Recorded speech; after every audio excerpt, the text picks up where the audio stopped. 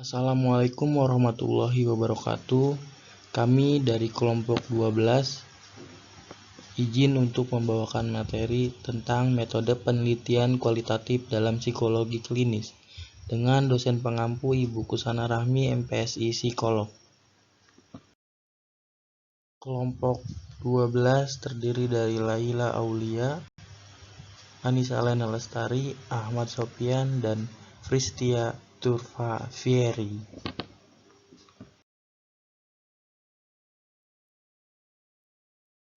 Jenis-jenis metode kualitatif.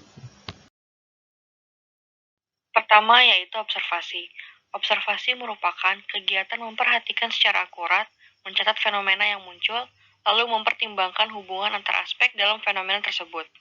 Tujuan dari observasi adalah untuk mendeskripsikan aktivitas yang berlangsung, orang yang terlibat dalam aktivitas, serta makna dari setiap kejadian yang sedang diamati.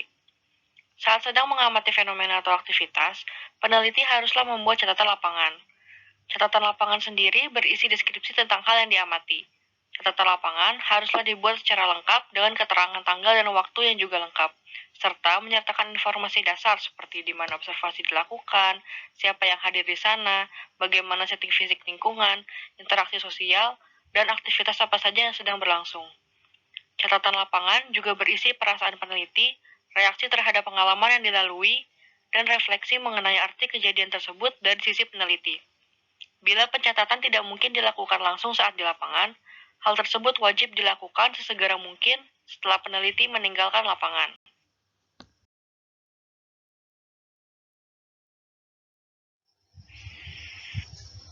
Melaporkan hasil dari observasi sendiri haruslah deskriptif. Sebagai pengamat, harus mencatat sesuai dengan apa yang terjadi di lapangan, tidak bias dan tidak dirangkum atau dibuat-buat. Berikut pendekatan observasi yang perlu dipertimbangkan dengan baik. Yang pertama yaitu keterlibatan peneliti dengan aktivitas yang sedang diamati atau yang dilakukan subjek.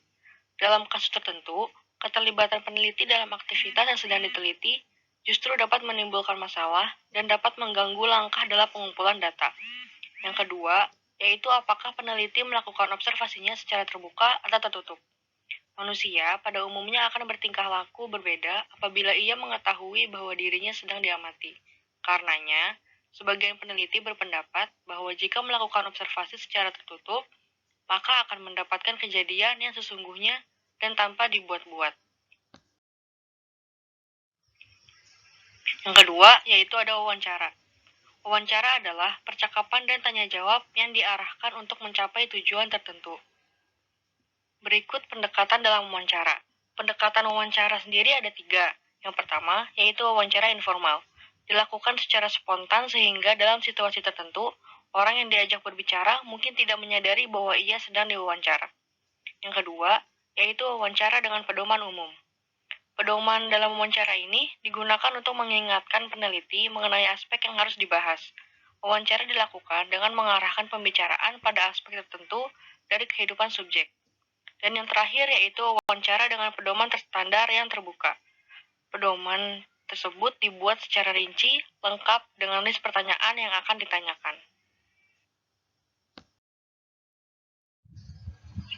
Menyusun pertanyaan. Pertanyaan harus bersifat netral. Peneliti perlu menghindari bahasa yang rumit dan lebih baik menggunakan bahasa sehari-hari yang mudah dimengerti. Peneliti perlu menggunakan pertanyaan terbuka. Maksudnya, pertanyaan yang tidak hanya menarik jawaban iya atau tidak. Sebelum memulai wawancara, ada baiknya peneliti menjelaskan terlebih dahulu hal apa saja yang akan ditanyakan, sehingga responden dapat mempersiapkan diri. Wawancara harus dilakukan dengan suasana yang menyenangkan, sehingga responden dapat menjawab dengan lebih terbuka. Saat wawancara berlangsung, peneliti harus menyiapkan sebuah alat perekam agar dapat membuat hasil catatan selama wawancara menjadi akurat atau biasa disebut dengan verbatim wawancara.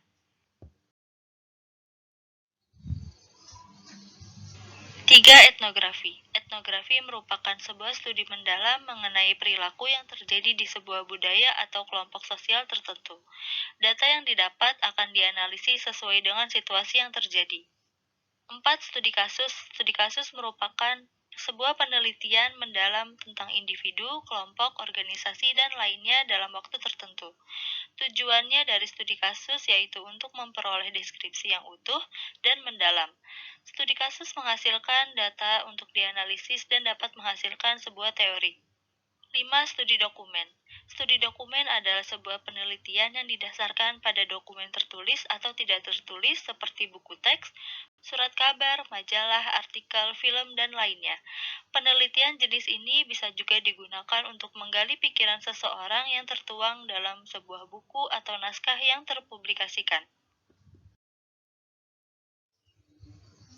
6. Studi sejarah. Studi sejarah menekankan kepada masalah sejarah.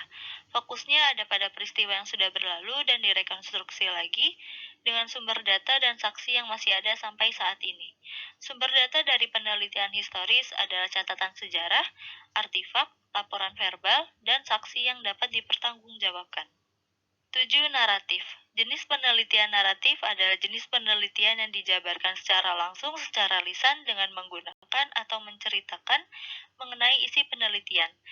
Penelitian ini dikumpulkan dengan cara diskusi, percakapan, atau wawancara. Singkatnya, pengalaman individu akan diceritakan kepada peneliti dan kemudian akan diceritakan kembali dengan susunan kata sang peneliti. 8. Grounded Theory merupakan metode riset kualitatif yang menggunakan suatu set prosedur yang sistematik untuk mengembangkan suatu teori secara induktif tentang suatu fenomena. Metode ini dimulai dari suatu pertanyaan yang masih kabur dan akhirnya menghasilkan teori yang dikumpulkan dari berbagai data. 9. Fenomenologi. Penelitian kualitatif dilakukan dengan pendekatan fenomenologi. Penelitian fenomenologi yaitu jenis penelitian kualitatif yang melihat dan mendengar lebih dekat dan terperinci penjelasan dan pemahaman individu tentang pengalaman-pengalamannya. Contoh penelitian klinis kualitatif. Pada kesempatan kali ini, kami menggunakan jurnal ilmiah sekolah dasar karya Lainatu Siva, Eka Sari Setianingsih, dan Joko Sulianto dengan judul Dampak Penggunaan Gadget Terhadap Perkembangan Psikologis pada Anak Sekolah Dasar. Penelitian ini dilatar belakangi untuk mengetahui apakah terdapat dampak yang ditimbulkan terhadap penggunaan gadget dari sisi positif maupun sisi negatif terhadap perkembangan mental anak usia sekolah dasar, terutama kelas 5. Tujuan yang dicapai oleh peneliti adalah untuk mendeskripsikan dampak penggunaan gadget terhadap perkembangan psikologi anak di usia sekolah dasar. Metode yang digunakan yaitu metode pendekatan kualitatif observasi alamiah. Objek yang bersifat alamiah digunakan sebagai instrumen kunci. Teknik pengumpulan data digunakan secara triangulasi, yaitu observasi, wawancara, dan juga dokumentasi.